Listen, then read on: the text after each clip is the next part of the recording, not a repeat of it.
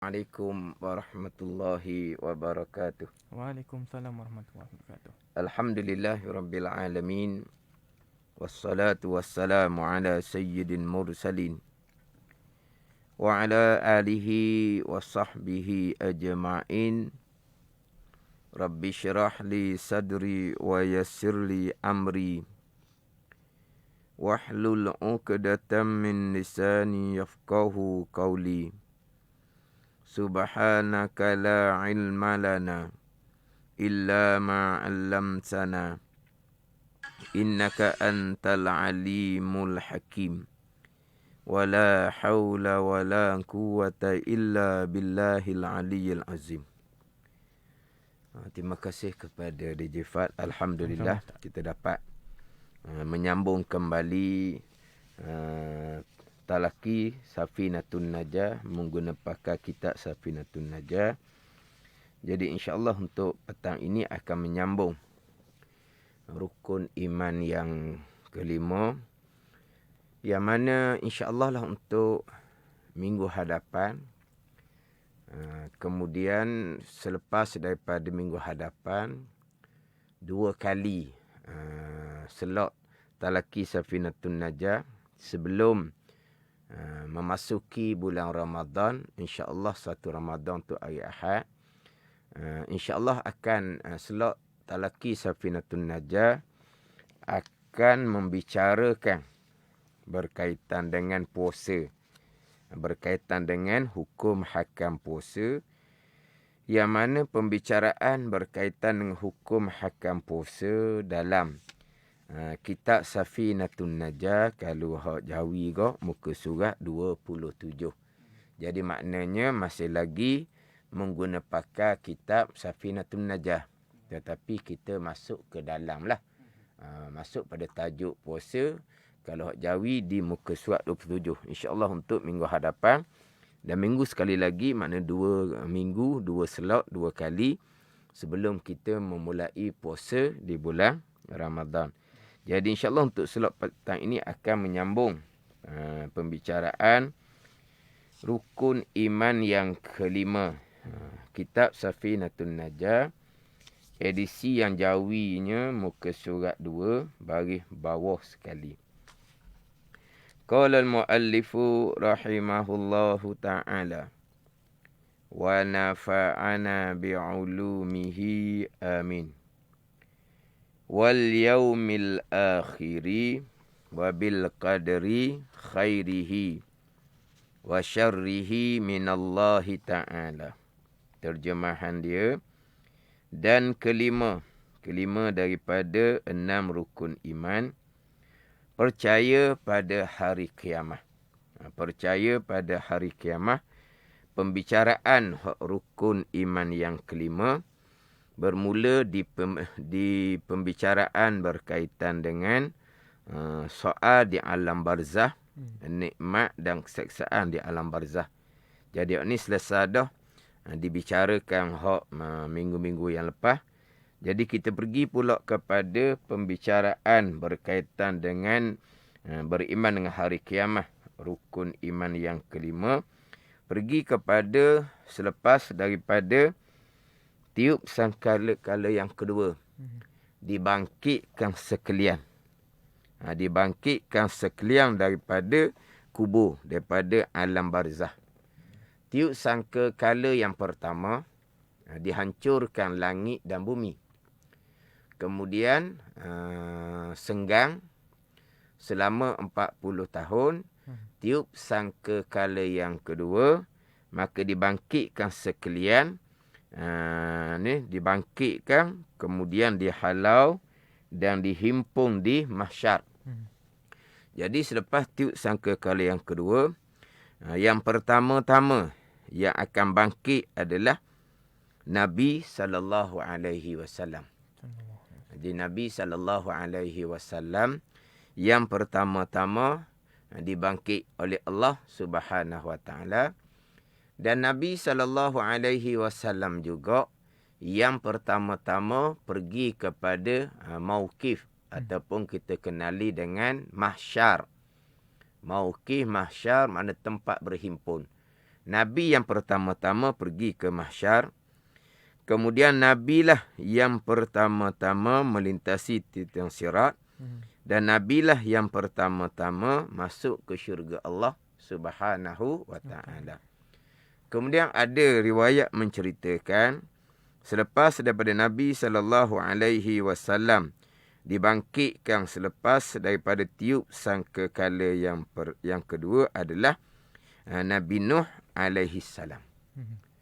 Kemudian selepas daripada dibangkitkan sekalian para anbiya, jadi manusia yang pertama yang dibangkitkan oleh Allah Subhanahu wa ta'ala yang bukan di kalangan anbiya, bukan nabi lah, adalah Sayyidina Abu Bakar radhiyallahu anhu. Jadi selepas habis dibangkit sekalian para anbiya, jadi hak manusia biasa yang dibangkitkan yang pertama-tama adalah Sayyidina Abu Bakar radhiyallahu anhu. Kemudian yang akan dibangkitkan daripada kubur ni, pandangan yang muktamadnya, dibangkitkan sekalian termasuk yang akan menerima balasan baik ataupun buruk, manusia dan jin, dan dibangkitkan juga yang tidak akan menerima ini balasan, termasuk binatang-binatang juga akan dibangkitkan.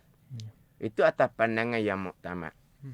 Walaupun satu pandangan mengatakan dibangkitkan hanya mereka yang akan menerima balasan, iaitu daripada manusia dan jin sahaja.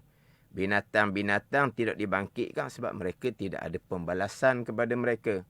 Jadi atas pandangan pertama dibangkitkan juga, kemudian dihancurkan oleh Allah Subhanahu wa ta'ala menjadi tanah.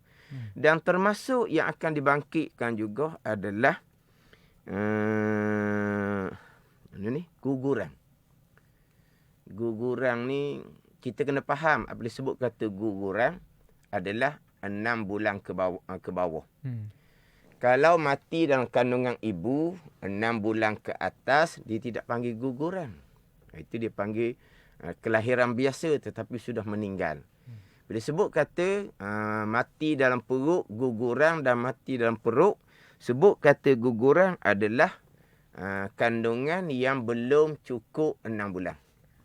Kalau kandungan sudah cukup 6 bulan, dia tak panggil guguran, dia panggil kelahiran biasa. Tetapi dalam keadaan mati dah. Dia gitu. Sebab tu kalau hukum pekoh kan, kalau 6 bulan ke atas, yang mati dalam perut ibu ni kan, jenazahnya macam orang dewasa lah. Dimandikan, dikapankan, disembahyangkan dan dikubumikan di perkuburan orang Islam. Itu 6 bulan ke atas. Jadi 6 bulan ke atas tidak panggil guguran. Hak tu akan dibangkitkan di padang mahsyar. Hak 6 bulan ke bawah ni guguran. Yang mana ketika guguran tu sudah ditiupkan roh. 4 bulan ke atas sudah ditiupkan roh, maka akan dibangkitkan beserta dengan roh dan dia punya jasad dia seumpama ahli syurga. Mana jasad ahli syurga ni panggil tinggi 60 hasta, kemudian lebar 7 hasta. Lebar panggil buka dah. Buka 7 hasta, tinggi 60 hasta. Itulah jasad ahli syurga, dan itulah jasad Nabi Adam AS.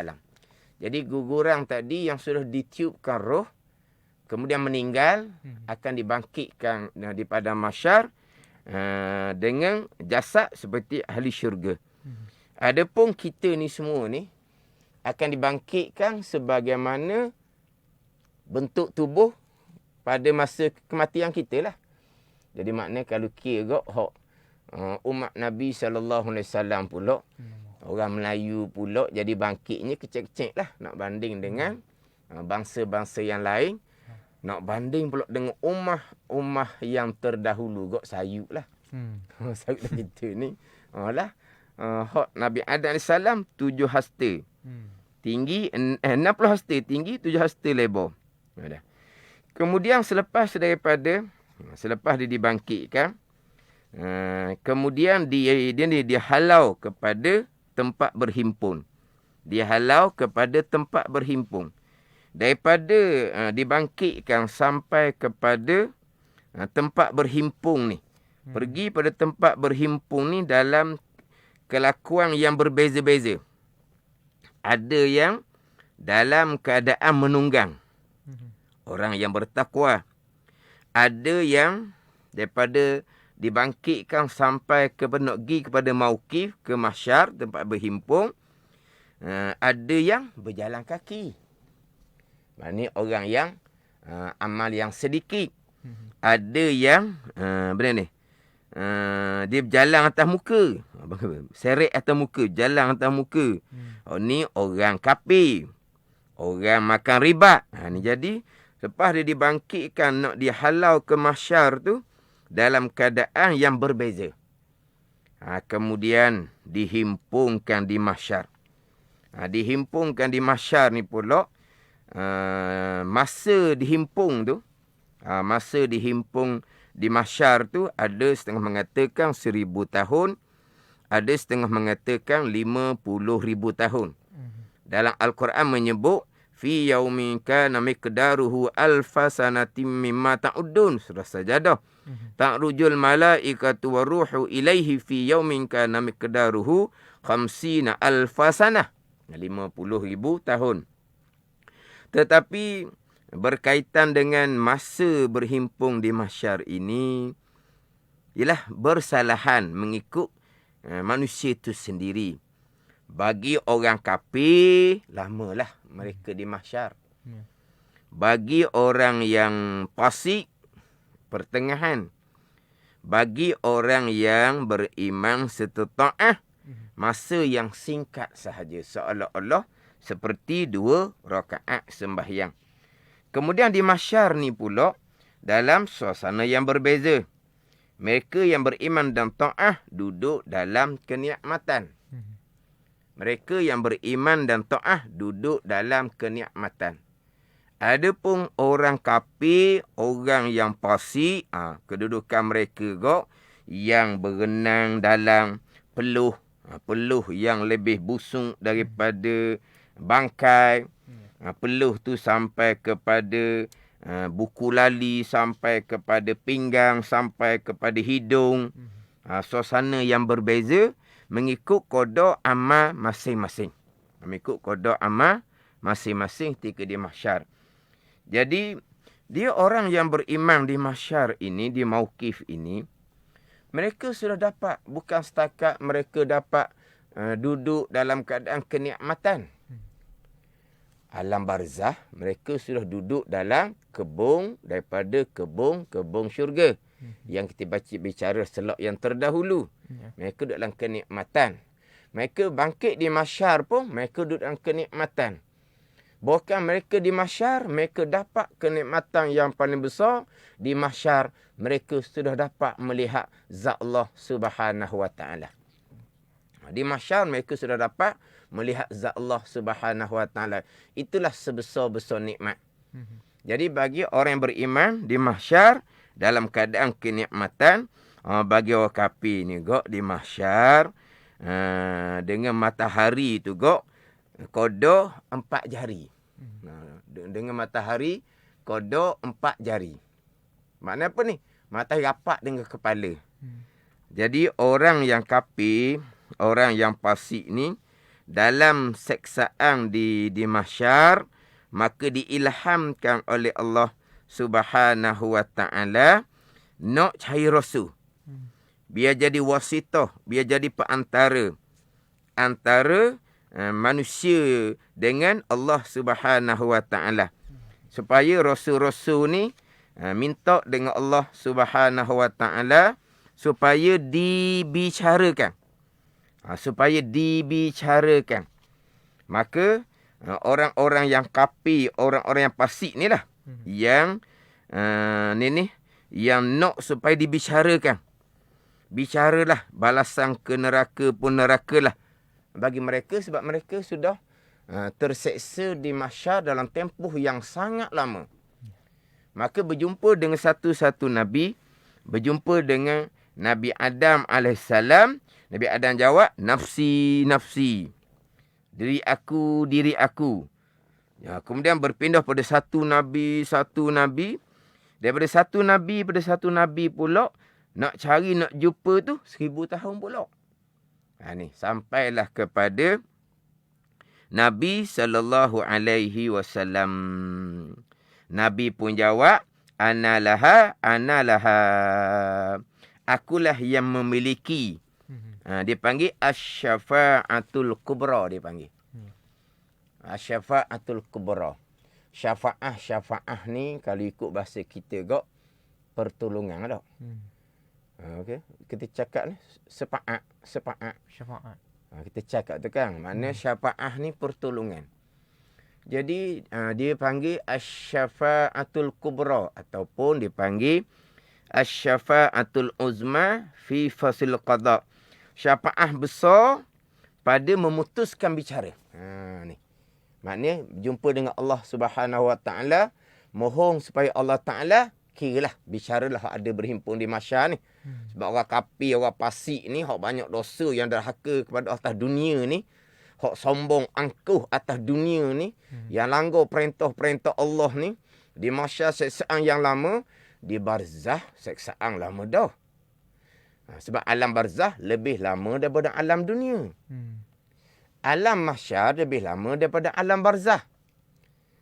Alam syurga dan neraka, hak tu tidak ada penghujung lah.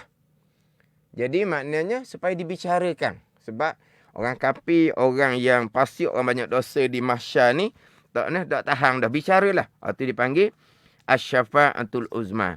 Maka Nabi SAW pun sujud kepada Allah Subhanahu Wa Taala.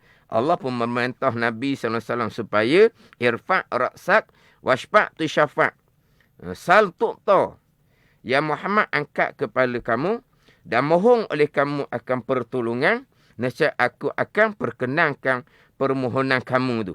Maka Nabi mohon supaya dibicarakan.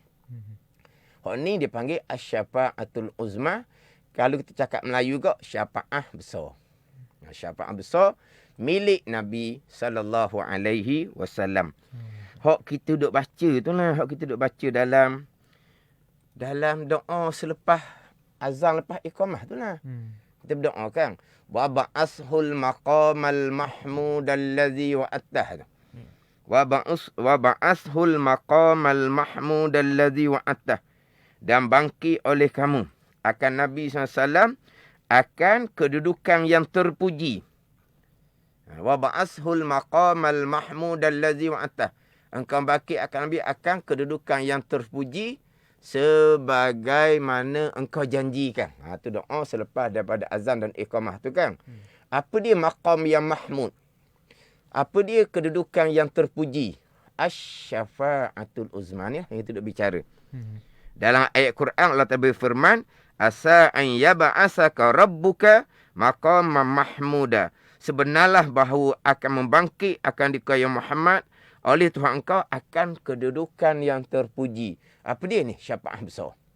Syafaah besar hanya milik Nabi SAW.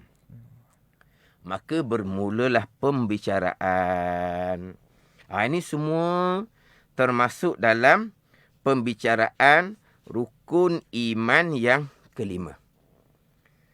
Sebelum daripada hisab, sebelum daripada pembicaraan, masing-masing akan menerima catatan amalan. Masing-masing akan menerima catatan amalan. Kemudian, melainkan mereka-mereka yang masuk syurga tanpa hisab. Melainkan mereka-mereka yang masuk syurga tanpa hisab. Tidak akan menerima catatan amalan. Mana mereka yang masuk syurga tanpa hisab? Contohnya, para anbiya. Maka mereka tidak akan menerima catatan amalan. Dan juga ummah Nabi SAW yang masuk syurga tanpa hisab pun tidak akan menerima catatan amalan. Permulaan yang masuk syurga tanpa hisab di kalangan bukan para anbiya adalah Sayyidina Abu Bakar radhiyallahu anhu. Jadi mereka yang masuk syurga tanpa hisab, mereka tidak akan menerima catatan amalan. Mereka tidak akan menerima catatan amalan yang mana mereka masuk syurga tanpa hisab. Yang mana di kalangan ummah Nabi SAW akan masuk syurga tanpa hisab, Nabi menyatakan bahawa yadkhul jannata min ummati, masuk akan syurga daripada ummah aku sab'una alfan, oleh 70,000. Laisa alaihim hisabun, tiada atas mereka itu, atas 70,000 tadi itu hisab. Mereka tidak akan menerima hisab. Jadi mereka tak akan menerima suratan amalan lah, sebab mereka tidak akan dihisabkan oleh Allah Subhanahu wa taala. Maka dikatakan bagi Nabi, supaya Nabi ni minta supaya ditambahkan. Minta supaya ditambahkan. Daripada 70,000 tu.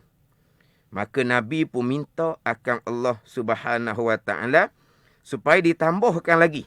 Ni 70,000 dah ni. Yang pertama-tama kan masuk syurga tanpa hisab, Sayyidina Abu Bakar radhiyallahu anhu lah. Kemudian diminta disuruh pada Nabi supaya Nabi minta tambah lah. 70,000 ni tak tambah lagi. Nabi pun minta tambah. Maka Nabi pun kata, Fazadani min kulli wahidin minas sab'ina alfan sab'ina alfan. Maka menambah akan daku, kata Nabi SAW, serta tiap-tiap seorang daripada 70,000 hak masuk syurga tanpa hisab ni, 70,000 pula. Sekarang Nabi kata daripada ummah aku masuk syurga tanpa hisab 70,000. Kemudian nanti disuruh kepada Nabi supaya Nabi minta lah. Maka Nabi pun minta tambah. Maka Nabi kata ditambah kepada akunya daripada tiap-tiap seorang daripada 70,000 orang tu, 70,000 pula. Mana apa tu? 70,000 kali 70,000. Gitu. Di kalangan ummah Nabi SAW. Kemudian Nabi minta tambah pula. Maka ditambah lagi kepada Nabi daripada ummah Nabi hak masuk syurga tanpa hisab. Jadi hak masuk syurga tanpa hisab ni tidak akan menerima suratan amalan. Kemudian apabila diberi suratan amalan, bila diberi suratan amalan, orang-orang yang beriman, yang beramal soleh akan mengambil suratan amalan dengan tangan kanan. Adapun orang kafir akan menerima suratan amalan dengan tangan kiri daripada sebelah belakang. Kalau dalam ayat Quran Allah Ta'ala berfirman, fa amma man utiya kitabahu biyaminihi fasawfa yuhasabu hisaban yasira wa yanqalibu ila ahlihi masrura wa amma man utiya kitabahu wara'a zahrihi fasawfa yad'u suburan wa yasla sa'ira. Adapun mereka yang diberi akan suratan amalan dengan tangan kanan, maka lagi akan dihisap akan mereka akan hisap yang ringan. Hak tadi masuk syurga tanpa hisap bagi hawa-hawa. Hak ambil suratan amalan dengan tangan kanan ni pula hisap yang ringan. Masuk syurga jugalah. Dan kembali mereka kepada keluarga mereka yang beriman dengan sukacita. Dan ada pun mereka yang diberi suratan amalan daripada sebelah belakang, maka menyeru mereka, meraung-raung mereka, menyebut akan kebinasaan dan masuk mereka akan neraka sa'ir. Jadi orang yang beriman akan menerima suratan amalan dengan tangan kanan. Orang kafir akan menerima suratan amalan dengan tangan kiri. Atas pandangan yang muktamad, orang yang beriman yang derhaka kepada Allah akan menerima suratan amalan dengan tangan kanan juga. Lepas daripada menerima suratan amalan, maka akan dibicarakan. Akan dihisapkan tiap-tiap helaian daripada suratan amalan. Cuma hisap ni hisap yang berbeza-beza lah. Hisap yang berbeza-beza. Ada hisap yang mana ni? Yang secara sir dipanggil. Secara perlahan-perlahan. Secara tak kuat lah. Kalau kita sekarang mahkamah tertutup tau. Kalau sekarang. Ada bicara secara jahar. Secara jahar ni orang dengar belaka. Ada bicara secara ringan. Secara yasir ringan. Ada bicara secara asir. Secara payuh sungguhlah. Ni. Ada bicara secara kurniaan. Kurniaan ni maknanya rekah-rekah. Ada bicara dengan keadilan. Keadilan ni satu-satu lah. Ni. Pada masa pembicaraan. Tak sama. Yalah, kalau bicara secara kurniaan macam ada kabel lah kita kata. Macam ginilah. Contoh. Contoh. Ni hak biasa. Tunggu saya cuba contoh lah. Macam ginilah dia kata. Hisap ni periksa, bicara. Macam kalau kita lalu dekat Kastang tu lah. Dekat Sempadang. Terlalu Kastang lepas Sempadang tu kan. Hak mana dia Okey, jalan. Tu. Ada mai. Apa ada dalam? Sebut-sebut. Okey, jalan. Ada, buka tengok. Dia pun buka. Buka rekah-rekah dia. Ada, dia buka banyak-banyak. Ada, kena masuk dalam bilik. Macam dalam bilik tu pakai telan bulat. Ni mana ni. Cara periksa tu berbeza. Jadi pada masa hisap ni pun, pembicaraannya tak sama. Pembicaraannya tak sama. Pada masa hisap ni lah. Pada masa hisap. Sebab selepas hisap ada mizan. Ada timbangan amalan. Tapi sebelum orang yang masuk syurga tanpa hisap tidak akan menerima catatan amalan. Satu. Tidak ada hisap. Satu. Dan tidak ada mizan. Ni hak masuk syurga tanpa hisap. Tak ada timbangan amalan lah. Hak yang akan ditimbang amalan mizan adalah mereka yang dihisapkan oleh Allah. Lepas hisap kira bicara, barulah ditimbang amalan. Jadi pada masa hisap ni, sidang pendengar kena amati molek lah. Pada masa hisap ni suratan amalan akan dibentang, akan dibaca satu-satu. Suratan amalan akan dibentang, akan dibaca satu-satu. Akan dibaca satu-satu. Dan tuang dia akan membaca. Walaupun atas dunia ni, tuang dia tu tak pandai baca sekalipun. Ummi sekalipun. Mereka akan baca. Mereka akan baca suratan amalan mereka. Kalau orang mukmin baca suratan amalan apa? Cerahlah muka. Sebab apa? Kebajikan. Kalau kafir hak tu gelak gelemak muka dia. Ada ni. Akan dibaca suratan amalan dan akan dibicarakan. Inilah hak paling ditakuti. Kalau dosa-dosa yang kita tidak bertaubah ketika peluang yang cukup peluang masa yang cukup panjang ketika kita hidup atas dunia. Yang mana pintu taubah sentiasa terbuka. Apa kesalahan sekalipun, sampai ke kesalahan yang paling berat, mensyirikkan Allah, kafir pun pintu taubah terbuka. Orang sembah berhala berpuluh-puluh tahun, pintu taubah terbuka. dengan mengucap 2 kalimah syahadah. Tu pintu taubah. Maknanya pintu taubah sentiasa terbuka selagi nyawa tidak sampai ke batang halkum bagi diri masing-masing, selama matahari tidak naik sebelah barat. Hak tu bagi sekaliang. Matahari naik sebelah barat, dia akan turun kembali, dia akan naik sebelah timur pula. Lepas tu pintu taubah tidak akan pintu taubah sudah tertutup.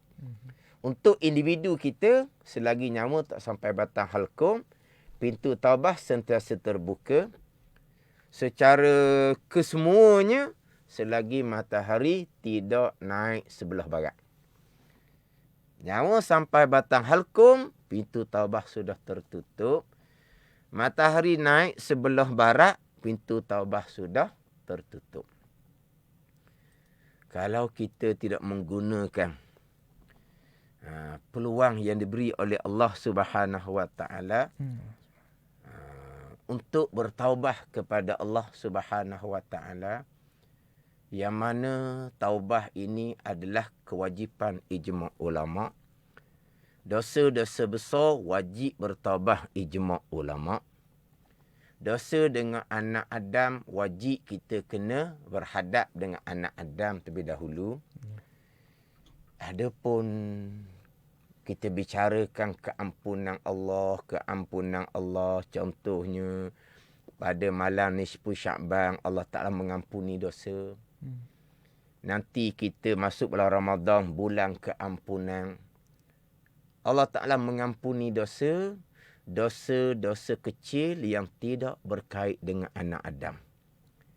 Adapun dosa besar, ijma' ulama wajib bertaubah dan tidak akan diampuni dengan sebarang amalan, termasuk sembahyang Jumaat sekalipun, termasuk sembahyang fardu sekalipun, termasuk puasa Ramadan sekalipun. Hak tu kita sebut amal hak ranking nombor 1 belakang dah tu. Sembahyang Jumaat, nombor 1. Sembahyang lima waktu, nombor hak tinggi-tinggi belakang tu. Puasa Ramadan sekalipun tidak akan mengampuni dosa, dosa-dosa hak dosa besar. Nabi sallallahu alaihi wasallam bersabda, as-salawatul khamsu wal jum'ah ila jum'ah wa jum'ah ila jum'ah wa ramadan ila ramadan mukaffiratun lima bainahunna idza jutimatil kaba'ir. Sembahyang 5 waktu, Jumaat hingga Jumaat minggu hadapan, Ramadan hingga Ramadan tahun hadapan, akan mengampuni dosa sekalian antara. Kita berada di antara Zuhur, Asar dengan Maghrib.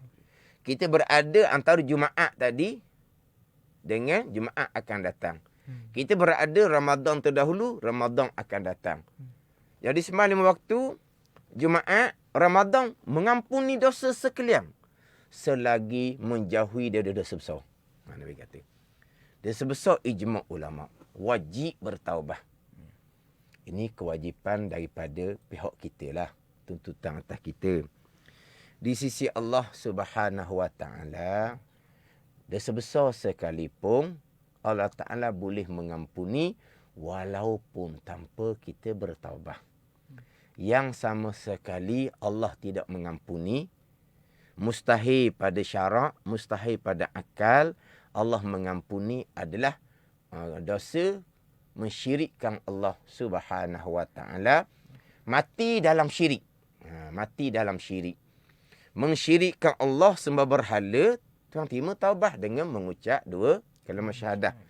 Hak mati dan syirik, hak tu mustahil syarak, mustahil akal, Allah mengampuni. Sebab Allah telah nyata terang-terang dalam Al-Quranul Karim, innallaha la yaghfiru an yushraka bih. Allah Ta'ala sama sekali tidak akan mengampuni dosa orang yang menyekutukan Allah. Wa yaghfiru ma duna zalika liman yasha. Dan mengampuni oleh Allah Ta'ala dosa selain daripada mensyirikkan Allah bagi sesiapa yang Allah kehendak. Termasuk dosa besar sekalipun Allah boleh mengampuni walaupun tanpa kita bertaubat. Tapi Allah mengampuni bagi sesiapa yang Allah kehendak. Adapun sebelah kita, kewajipan syarak atas kita, ijma' ulama, dosa besar wajib bertaubat, tidak lepas dengan sembahyang fardu, tidak lepas dengan sembahyang Jumaat dan tidak lepas dengan Ramadan. Jadi bukan kata masuklah Ramadan habis dosa. Dosa-dosa kecil yang tidak berkait dengan Adam. Dosa besar tinggal sembahyang. Dosa besar tinggal puasa. Dosa besar mengekali jahil fardu ain. Ni dosa-dosa besar belaka ni. Hak ni tanpa bertaubat tidak akan diampuni dengan amal ibadah kita. Hak ni akan dibentang di mahsyar. Akan dibentang di mahsyar. Buka-buka satu fardu semayang tidak kita tunaikan. Tanpa kita bertaubat dengan kita qadakkan kembali. Satu waktu nama sudah tercatat di pintu neraka. 500 tahun neraka, 1 hari neraka, 1000 tahun tempoh masa dunia. Untuk satu waktu yang ditinggalkan tanpa bertaubat. Dan nak bertaubatnya macam mana? Atau balik kepada ilmu. Nak taubatnya macam mana? Balik kepada ilmu. Apakah rukun taubah? Dosa meninggalkan kefarduan seumpama meninggalkan apa taubah dia? Salah satu dari rukun taubah dia wajib diqadakkan kembali ittifaq sepakat 4 mazhab. Mazhab Hanafi sama, mazhab Maliki sama, mazhab Syafi'i, mazhab Hambali sama, wajib kena qada. Itu rukun taubah. Tanpa qada nanti akan dibuka suratan amalan satu-satu waktu semasa ditinggalkan, cukup dah nerakanya. Ni pintu taubah sentiasa terbuka. Jangan kita lengahkan daripada bertaubah, jangan kita lengahkan daripada qada sembahyang. Itu dosa kerana meninggalkan kefarduan. Dosa dengan Adam pula. Dosa dengan Adam. Dosa pada agama, kita mensyirikkan orang yang beriman. Kita mengkafirkan orang yang beriman. Kita mudah-mudah membid'ahkan orang-orang Islam.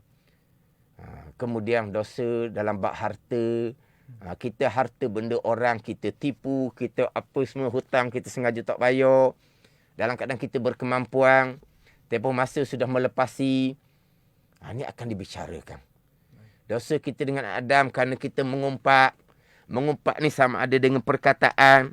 Mengumpat ni sama ada dengan tulisan. Ni.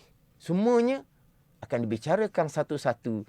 Akan dibayar dengan pahala kebajikan kita. Akan diambil daripada pahala kebajikan kita ni. Dalam daftar kebajikan kita. Pahala tu akan dipindahkan kepada seseorang yang kita zalimi pada agama.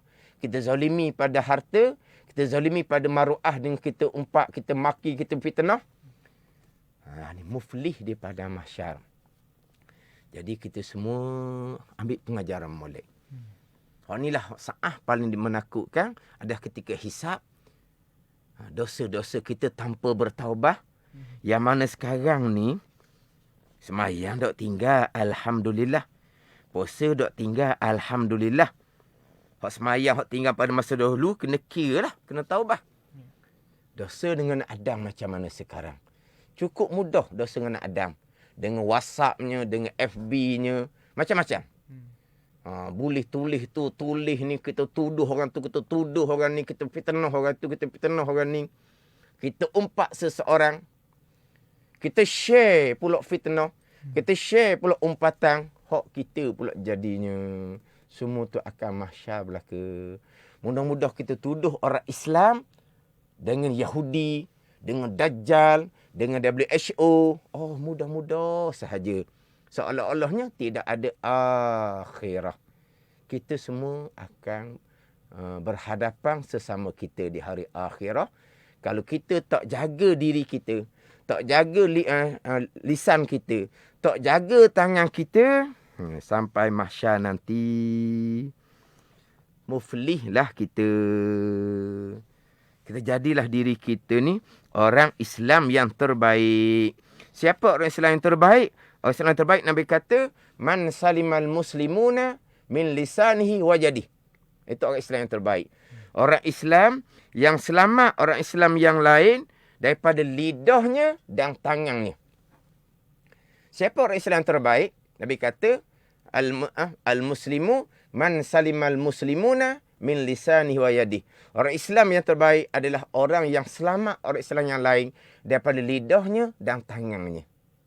Lidah jangan mudah-mudah umpat, maki, fitnah. Tangan ni jaga molek. Ni, hak sekarang ni mudah sangat sekarang ni. Mudah-mudah ni tak apa pengkat agama di Yahudi kan, didajjalkan. Dalam bab fitnah, dalam bab maki, dalam bab umpatan. Hak ni semua yang ditakuti sangat-sangat pada masa hisab, yang mana pahala kebajikan kita akan diambil, Nabi kata, akan diletak atas kebajikan orang yang dizalimi tadi. Habis dah pahala. Tapi dosa kita dengan anak Adam yang lain masih lagi banyak. Maka dosa anak Adam yang dizalimi tadi akan dibubuh atas catatan dosa orang yang menzalimi anak Adam yang lain pada agama, pada harta, pada maruah contohnya. Maka sampai masa mizan, pahala kebajikan sudah licin, yang ada hanyalah dosa, timbang gok congek puluh kiri lalulah. Mana balasan dia? Neraka Allah Subhanahu wa taala. Jadi kira-kira tajuk kita berkaitan dengan rukun iman yang kelima ni tak selesai jugalah minggu ni.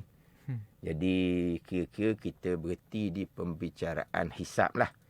Jadi insyaAllah di slot akan datang selepas daripada kita bicara hak berkaitan dengan hukum hakam puasa dalam kitab dalam kitab Safinatun Najah ni surat 27.